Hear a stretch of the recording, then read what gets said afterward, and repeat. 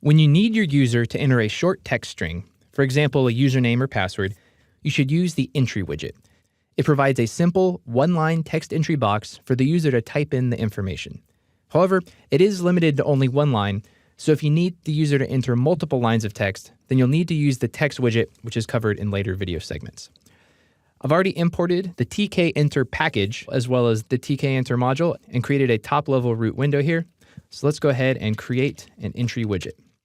We do so by calling the ttk module and then the entry constructor method. The first parameter, of course, is the parent widget, which will be my top-level window. And then I'm also going to set the property for width. And I'll set that to 30. And let's use the pack method to add the entry widget to our top-level window. So I did here with this width method, that controls the size of the entry field. And that's specified in number of characters, not pixels. Now, it doesn't limit the number of characters that can be entered, but it just controls how big the field will appear on the GUI. As that font size changes, it'll actually change the size of the entry field, so you'll need to account for that as you lay out and scale your GUI.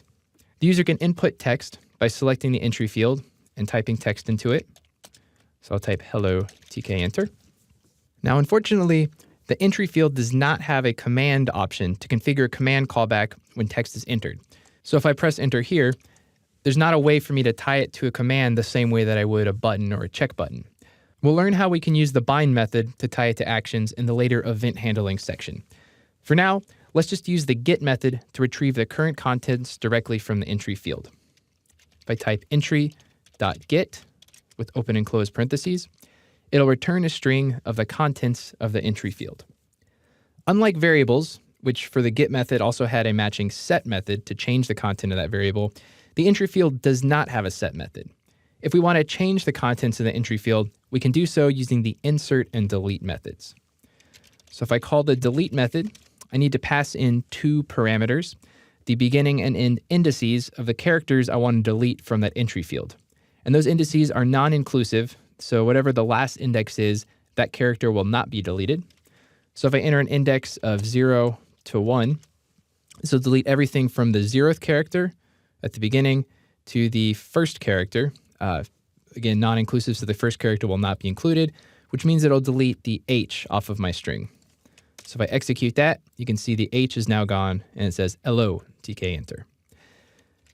When I'm using the delete command, I can also use the keyword end, which will delete everything up to the end of that entry field. So going from 0 to end will delete the entire contents of my entry field. To insert text into the entry field using the insert command, I need to pass two parameters. The first one is the index of character-wise where in that entry field I want to insert the new text. And then the second parameter is a string of the text to enter. So I'm going to put enter your password. And in doing so, my entry field now says enter your password.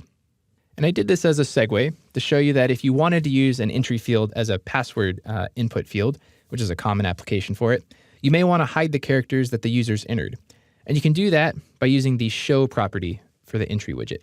So to configure a property, I use the config command, and I'm going to configure the show property, and you pass it a string. In this case, I'm going to say asterisk. And what it does is it takes that string that you specify and replaces every character within the entry field with that string. So as my user types in their password, it'll be replaced with asterisks. But if I get that contents, it'll actually be the real contents from that. I just type some gibberish in there. The last thing to show you is how we can use the state method to enable and disable the entry field. So if I type entry.state and I set it to disabled, this is very similar to what we saw earlier with the button widgets, you notice that it's now grayed out. I can no longer select any text from it, and I can't enter any text either. If I want to undisable it, I can do so with the state command again, using the bang disabled string. And now it's functioning as normal again. And the entry widget has an interesting state called read only. The user to select text from the field, but they can't enter any text. So I can select and drag, and this is useful if you want the user to be able to copy something like a generated key to their clipboard so they can use it elsewhere in another program.